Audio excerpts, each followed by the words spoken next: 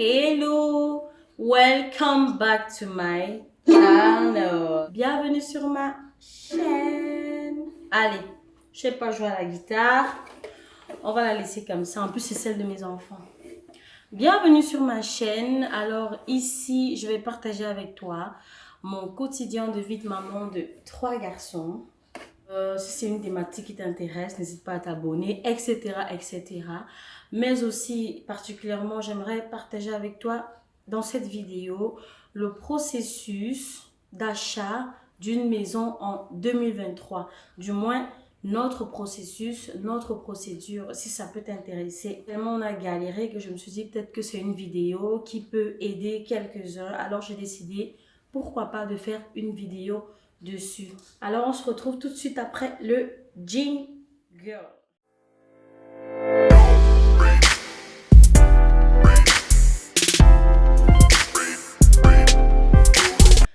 Alors, comment est-ce qu'on s'y est pris pour acheter une maison en 2023 en Belgique? Donc, il faut déjà savoir que ce n'était pas du tout prévu. Parce que vous savez, c'est important pour un couple, oui, on a acheté en couple, d'avoir des objectifs de l'année.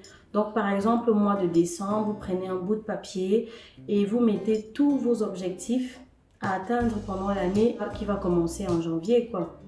Alors, dans nos objectifs, à nous, c'était pas prévu du tout d'acheter une maison en 2023. Mais comme on se dit, il y a des événements qui arrivent comme ça et puis voilà, bim, on se dit, on le fait, on se jette à l'eau. Alors, comment est-ce qu'on s'y est pris? Il faut savoir que on n'avait pas d'économie, pas du tout, rien du tout. À la base, on voulait acheter une maison, on voulait emprunter à 150%, c'est-à-dire le prix d'achat de la maison plus les frais de notaire. Alors, on s'est dit, on va aller voir un courtier. Il y avait encore un courtier, je ne sais pas si je peux dire le nom de la banque, mais il y avait encore une banque qui proposait ce genre de produits en fait.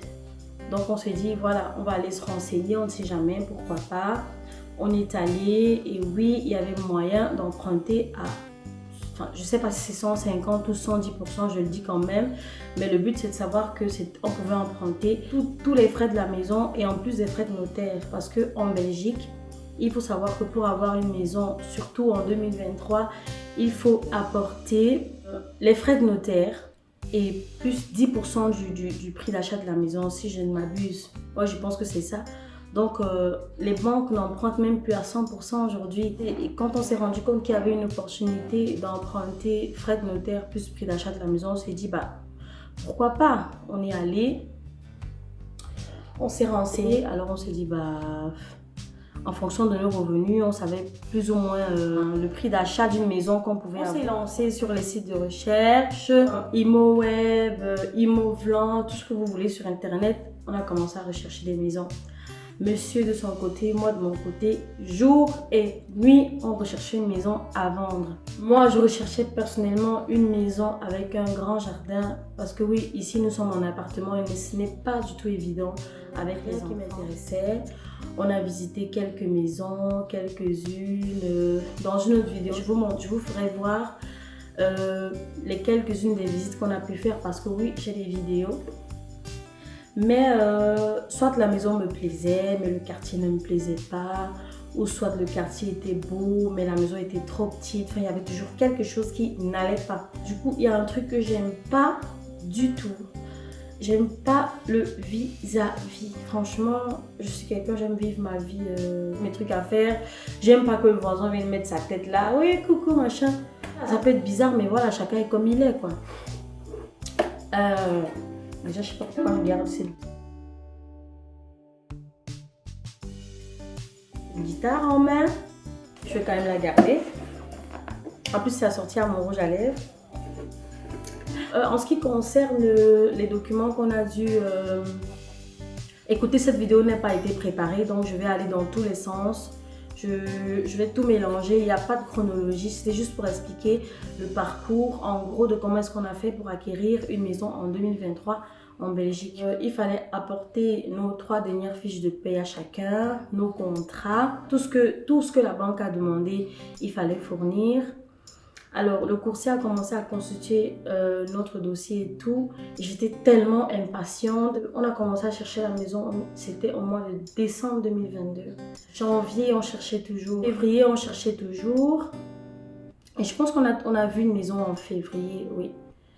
Ou je veux dire quoi, c'était fin janvier. C'est terrible, on est qu'en juin, mais j'arrive pas à me souvenir de ce qu'on a fait il y a 3 mois. Mais non, je pense que c'était en janvier que moi, j'ai détecté une maison. Alors, je me suis dit, ah, celle-là, c'est la bonne. J'ai contacté l'agence immobilière. On est allé visiter, comme on a pu visiter d'autres maisons déjà aussi. Et alors, je me suis dit, celle-là, c'est la bonne. Celle-là, c'est notre maison. Je me suis tout de suite projetée, malgré que c'est une maison avec énormément de travaux. Mais ce qui m'a surtout marqué, c'est qu'il n'y avait pas de vis-à-vis avec les voisins. Je me suis dit, je vais vivre ma petite vie tranquille avec ma famille sans être dérangée. Ça, c'est ce qu'il nous faut. On a fait une offre et l'offre a été acceptée. Ouh, on était méga contents parce qu'on avait déjà été refusé par une autre maison ici aux alentours. On avait fait une offre, on n'avait même pas eu de suite. Mais ici, l'offre a été acceptée. J'ai dit, oh Seigneur, c'est ce que tu fais pour nous. Je sais pas. Tu sais ce qui est bon pour nous. Une fois que l'offre a été acceptée, on a constitué tous les dossiers, on a remis tout au courtier.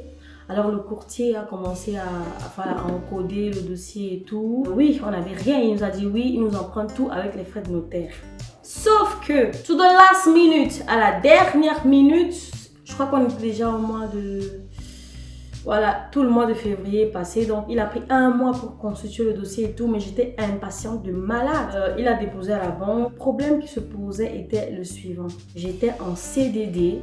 En vue d'avoir un CDI, monsieur, lui, il est en CDI.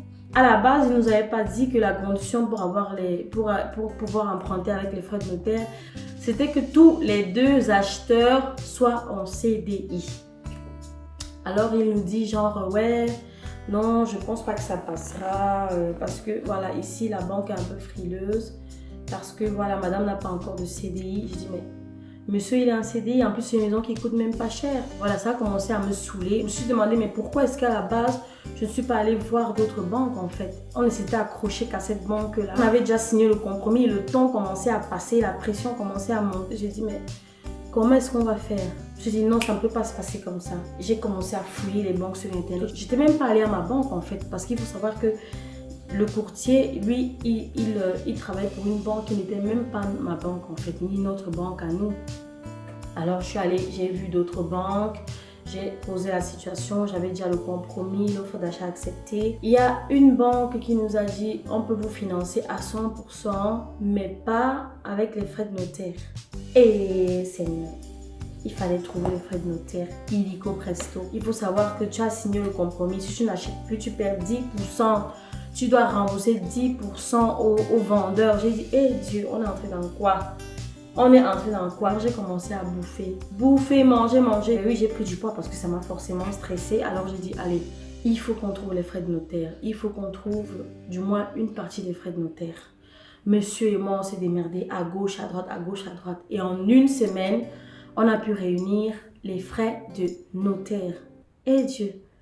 Quand on vous dit d'être entouré des bonnes personnes dans votre vie, donc c'était une aventure, mais j'ai envie de pleurer, mais je le dis encore dans cette vidéo, merci à toutes ces personnes qui nous ont soutenus. On a réuni vite fait les frais de notaire et voilà, hop, en une semaine, le dossier était bouclé. Franchement, cette banque est magnifique. Tac, tac, tac, tac, tac, on nous envoie l'offre de crédit en fait. Nous avons signé, c'était mais à la veille de l'échéance du compromis. Mais j'étais en sueur. Malembe. On a envoyé l'offre de crédit, ça a été validé. Notre notaire a fixé la date de signature. On était au mois de mars en fait quand on a signé l'offre de crédit. Et alors je me suis dit, parce que j'entendais souvent dire que voilà, il faut compter encore 3 mois après avoir signé l'offre pour pouvoir avoir les clés. J'ai dit, mais enfin, 3 mois. Genre je vends une maison en janvier. Et puis j'ai les clés 5 mois plus tard. Alors j'ai appelé le notaire, je lui ai dit, j'ai fait ma petite voix, j'ai dit, alors monsieur le notaire, comme vous le voyez, c'est une maison qui a beaucoup de travaux. Est-ce que vous pouvez essayer de faire un peu vite pour qu'on puisse avoir les clés et commencer les travaux? Parce que voilà, il faut qu'on déménage en fait. Il a dit qu'il verra ce qu'il va faire. Hein. Et alors il me dit, oui madame, je crois 2 jours plus tard, oui, on a fixé la date de la signature de l'acte et c'était dans 2 semaines. Oh my goodness! Trop contente, trop contente. Et donc, on a signé en avril. On a eu les clés. Mais j'étais en extase. C'était la fast life. On a passé de janvier à avril, les 4 mois, on a mangé immobilier, on a bu immobilier, on a dormi immobilier, on a respiré à chaque maison. C'était trop intense en fait. Donc je n'ai pas vu ce début d'année passer. Mais voilà, le principal c'est qu'on a eu les clés de la maison et qu'on a débuté les travaux. Mais, ouais. Je pense que dans de prochaines vidéos, j'essaie de vous faire une visite de la maison et puis on va suivre ensemble le déroulement des travaux. Il y a beaucoup de surprises dans les travaux, mais bon, ça ce sera pour une autre vidéo. Mais tout ce que vous devez retenir dans cette vidéo, c'est que voilà, il y a encore des banques qui peuvent emprunter le prix d'achat de la maison et les frais de notaire. Mais ici, dans notre cas, la condition était que tous les deux aient un CDI. Et moi, je n'avais pas de CDI parce que c'est mon choix, parce que c'est ma vie, je ne supporte pas les CDI parce que voilà, j'ai d'autres projets, on en parlera dans d'autres vidéos. Mais voilà, j'ai un salaire régulier, j'ai dit mes fiches de paye, mais je ne voulais pas de CDI parce que moi, j'ai pas envie d'être accrochée à quelque chose dans ma vie.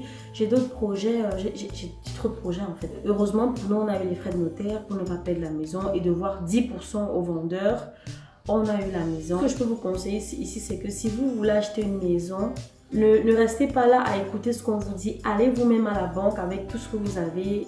Faites votre demande, demandez à votre courtier ou à une banque ce que vous pouvez, la quantité que vous pouvez emprunter en fonction de vos salaires. Il y a des banques qui proposent plusieurs produits. Voilà, il y a toujours moyen quoi. Et une chose que j'ai oublié, c'est que les taux sont méga élevés. Les taux sont de ouf quoi. En plus, le courtier qui m'a laissé tomber là, ses taux étaient à 5%. J'ai dit 5%?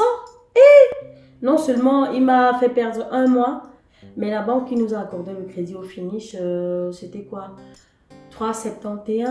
Je ne sais pas si ça redescend, mais nous on l'a eu à ce taux-là. Et voilà, on se dit voilà, on va racheter après parce que s'il faut toujours attendre que les taux baissent, que les taux montent, on se dira le bol, on achète. Et donc voilà, on est propriétaire. Si vous avez des questions, n'hésitez pas à poser en commentaire. J'ai été globale, je suis allée dans tous les sens, mais n'hésitez pas à me poser des questions. Il y a sûrement des choses que j'ai oublié de dire dans cette vidéo, mais je vous dirai tout, je vous répondrai en commentaire, n'hésitez pas, je serai là pour ça. Alors, on se revoit dans une prochaine vidéo. C'est Zita. À bientôt!